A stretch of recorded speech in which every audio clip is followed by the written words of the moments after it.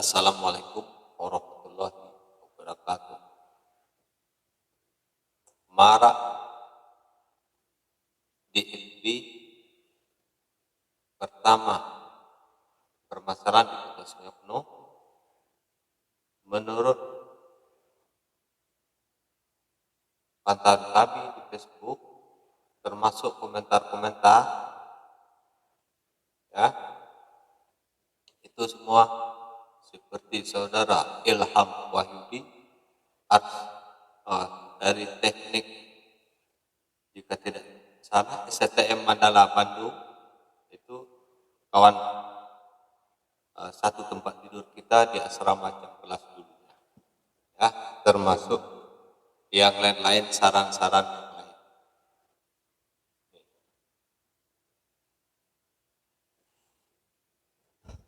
Jadi ada beberapa poin penanganan sampah kita ini kan di Kota Sungai Penuh banyak orang-orang kaya, pejabat-pejabat yang kaya, tuan-tuan tanah, tuan-tuan takut, ya banyak. Salah satu contoh di RKE, Renah Kayu Embun. Di situ lahan, saya pikir lahan yang agak luas itu lahan Bapak Rizal Jalil. Nah, coba kawan-kawan yang grup dari wilayah Kota Sungai Penuh ini mana yang dekat ke arah beliau, coba bikin proposal permohonan hibah untuk TPA ya, untuk TPA atau menurut adinda kita pada Yosefta wartawan pers senior begini itu lulusan luar juga begini top kotaknya ya di kawasan apa katanya tadi RPL itu banyak juga pejabat punya lahan. Nah, coba bikin kerangka susun permohonan hibah untuk TPA nah, kalau ingin Kota Sungai Penuh ini maju tuh yang kedua masalah penanganan banjir bisa jadi ada implikasi yang disarankan oleh TNKS bahwa daerah kawasan seperti Renah Kayu Embun atau yang lain diperbanyak menanam tanaman kayu-kayuan supaya erosi air hujan tidak langsung turun ke tanah dan langsung cepat mengalir ke bawah. Nah, permasalahannya kita malah menggalakkan kopi arabica ya pertanian yang tanaman-tanaman muda yang lain di kawasan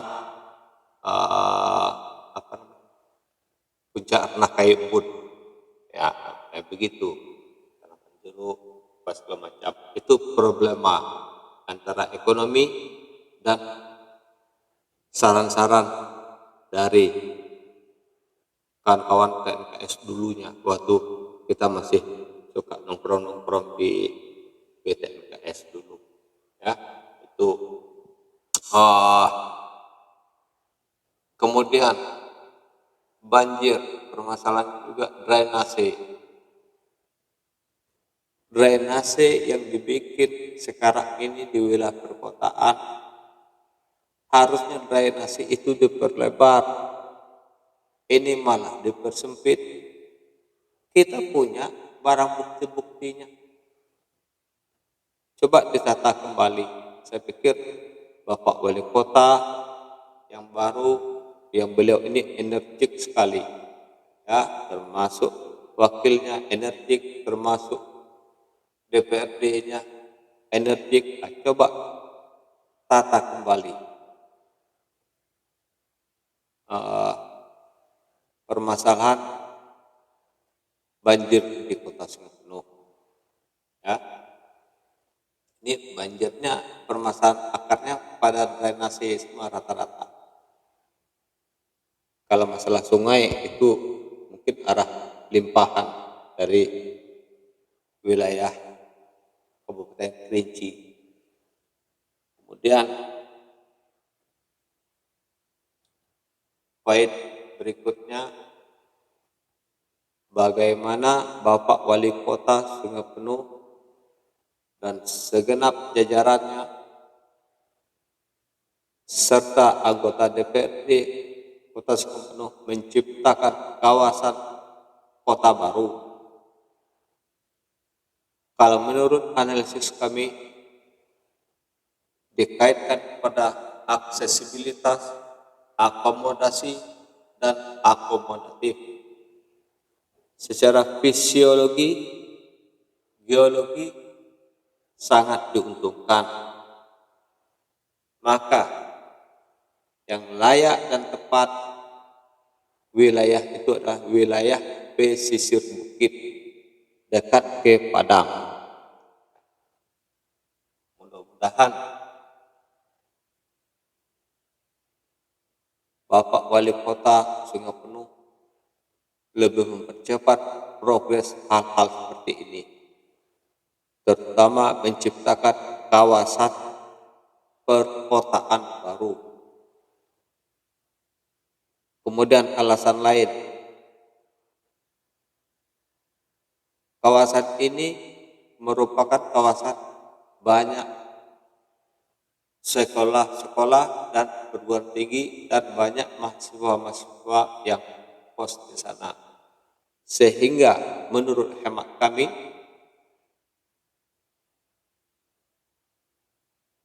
para pedagang insya Allah akan aman di wilayah-wilayah itu. Nah, ya, karena di kawasan pendidikan biasanya orang malu untuk menjadi jeger, ya, untuk menjadi jeger-jeger orang malu, ya, karena tingkat ilmu pengetahuan mereka, kemudian tingkat intelektual mereka di kalangan mahasiswa membuat iklim masyarakat sekitarnya juga tinggi. Begitu. Jadi analisis kita seperti itu. Jadi kita berharap pemerintah Kota Sungai Penuh dapat memikirkan hal ini. Apalagi ditunjang dengan kawasan ekonomi, perkebunan, pertanian di wilayah Sungai Ening, Sungai Jernih, RKE merupakan kawasan pertumbuhan ekonomi, perkebunan, pertanian, boleh dikatakan semacam secara globalnya itu kawasan ekonomi emas. Kawasan ekonomi emas di masa era-era yang akan datang itu adalah RKE, Sungai Jernih, Sungai Ening, pesisir bukit, akses, apalagi pesisir bukit aksesnya arah ke Padang dari Sungai Ening, Sungai Jeruang, ya betul juga lah, Sungai Jernih maksud saya, RKE, Renah Kayu Embun, bahan-bahan pertanian, pemasok-pemasok semua, ya, bisa ditampung, dibuat terminal agribisnis di pesisir bukit misalnya, atau di kawasan Sungai Ening atau Sungai Jernih, ya. Tapi yang layak menurut saya semua harus terkonsentrasi pada pesisir bukit, ya, karena alasan tadi tingkat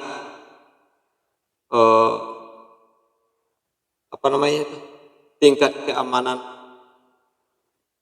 di wilayah pesisir bukit ini lebih condong relatif aman, karena rata-rata banyak yang kos di daerah sana, adik-adik mahasiswa, kemudian perguruan tinggi ada di sana, sekolah-sekolah banyak di sana.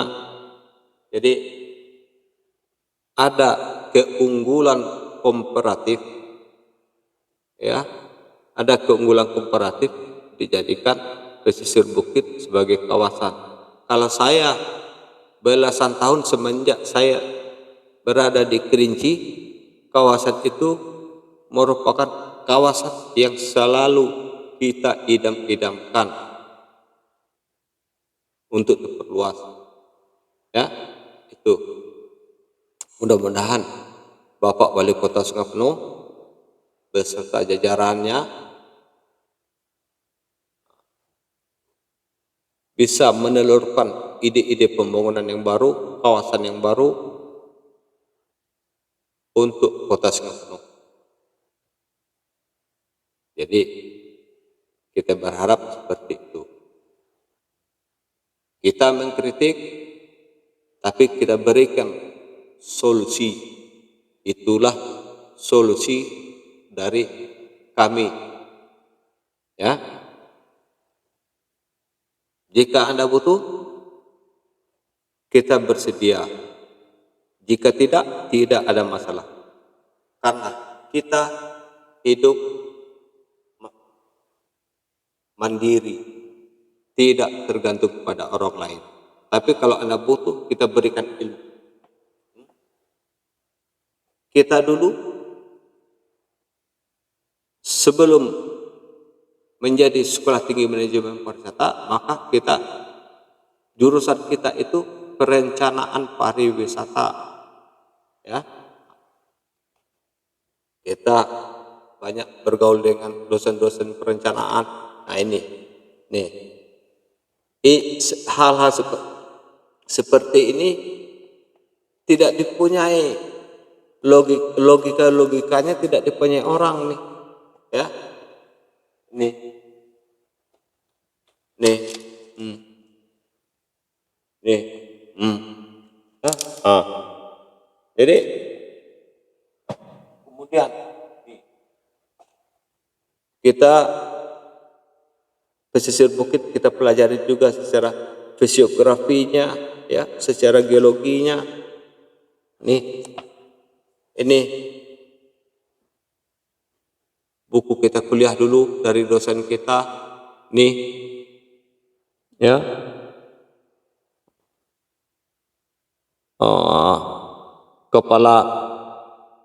Mantan kepala Museum Jawa Barat, ya, Insinyur Darso Priyitno, dan kita pernah menjadi asisten beliau.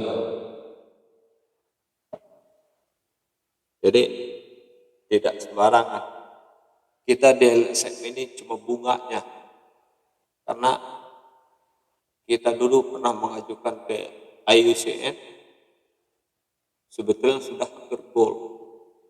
Permasalahannya harus minta tantangan kepada kepala daerah untuk persetujuan. Itu 3 tahun. Cuma kadang-kadang di daerah ketika kita minta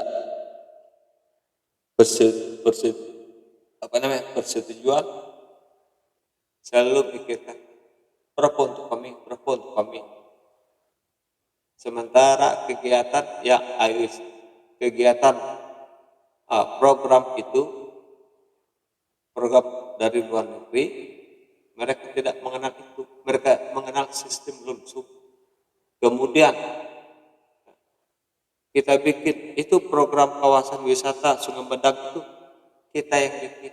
Boleh tanya dengan saudara Subur Budiman, ya, itu kita bikin, tapi malah diberikan kepada orang lain.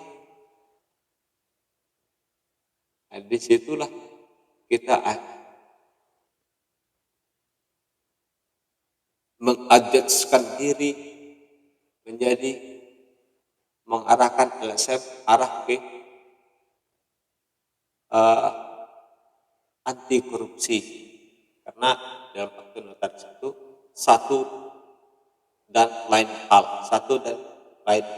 berarti masuk bisa kita ciptakan program yang baru di LSM seperti itu.